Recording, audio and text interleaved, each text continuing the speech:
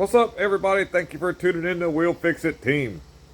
Now, I did a video earlier on my other YouTube channel, and I had this car in there, and somebody commented a few suggestions on how to check for this problem. And I'm going to go ahead and flip the not phone around. But first of all, this is a 1969 Camaro. It's a four-speed car. I don't know how numbers matching that is, but it is a four-speed car, and somebody has swapped over a late model Vortec block, which is a 3D3 stroker now. And I'm going to give you a little bit of hints and this, that, and the other about what's going on. So let me flip the not phone around, which is totally a camera.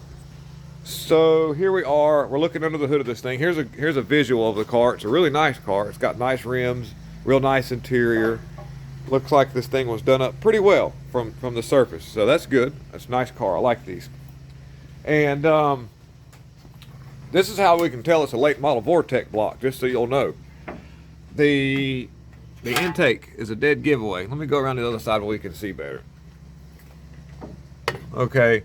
Well, the valve covers are too. Yeah. So anybody that's new to this stuff or getting into it, and you're looking around at a car show, you'll be pretty educated. Now, dead giveaway between a Chevrolet small block and a Chevrolet big block is, if you're just a sort of a guy or whoever's getting into this kind of new, see the headers or the manifolds where the cylinders are in the center. They're right adjacent to each other. Big block Chevrolet, they're spread apart. Look like a Ford. Fords are all spread apart. There's no Siamese exhaust ports on the small block Chevrolet. Now, another good giveaway of this being a later model Vortec block, or a later model block at that, but more than likely this is the center bolt valve covers. You can see that right there. There's no bolts that go around the outside perimeter, like the older style 85 before engines did. And this, an 86 up doesn't make it a complete Vortec, but it makes it a later model engine. But the reason why I'm saying Vortec is because you can actually see the intake bolts, which that's where you'll find out it's got Vortec heads on it or something along the lines of that. Because if you see here, let me get the light, you see that you have two bolts over here, and then two bolts way in the back, at the very back over here. And it's kind of hard to see. Let me get my light in here. Please bear with me for a second. But there's the other two intake bolts. There's none in the center right here. And they go straight down. They're not angled. See how they go straight down? That's a Vortec head, Vortec block, or Vortec head anyhow. And you can put those on older 350 blocks, I think. Please forgive me if I'm wrong about that. But most of your Vortec motors, or all of them, they're all roller engines. They got a roller lifter. So then you take the intake off, you'll see a lifter pan that keeps the keepers on, that keeps the lifters lined up on the camshaft, which is that's a really good design.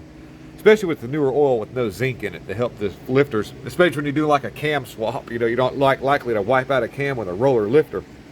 Anyhow, so what we're doing is checking this thing for, the man brought it to me and said this car is not keeping, its water gets out of it, coolant gets out of it, and it's not leaking on the ground, it's not going in the oil. And so I have, yesterday, the day prior, I let the vehicle get up to operating temperature, and some of the things that I do ahead of time is I'll go ahead and I'll put my pressure tester on it like it's while it's running, and let it just build up pressure on its own and monitor what kind of pressure we get. And at the time, at operating temperature, I got a pressure of about 9 to 11. So we had about maybe 10 or 11 psi sitting in the shop idling, had been running for about a half an hour. I run it a little bit, let it warm up, which that's a good sign. So after that, I shut it down, and then I actually pressurized the system up to the point where you see right there. Now, as the vehicle cooled down, the expansion of the water contracted, and by natural occurrence, or a leak, but we'll just say the needle back down to where, I before I left yesterday evening, I pumped it back up to pressure, and it held pretty good overnight. It really did. So that's a good sign. I didn't see didn't see the oil way up on the dipstick. And so by warming the vehicle up all the way, that gets if there's a cracked cylinder head, that opens it up, and that way, because you can do a pressure test on a cold engine to check for head gaskets, and you are probably going to get an 80% accuracy rate at that. You may see water in the cylinder, you may not, but that 20% is because if there's a cracked cylinder head, it didn't open up and allow water to get in there. So Overnight, this thing was pumped up with pressure after it had been warmed up to operating temperature, so some water should have skeeted in the cylinders. Now, I'm waiting on a friend of mine to come in this morning who's going to help me on some small stuff today at the shop, and when he gets here, I'm going to have him turn the vehicle over, and I have removed the spark plugs out of all the cylinders. And I'm going to turn the motor over, and I'm going to look for water to come out of any of these cylinders, because that's a place where water can get in, not get in the oil, not be leaking out.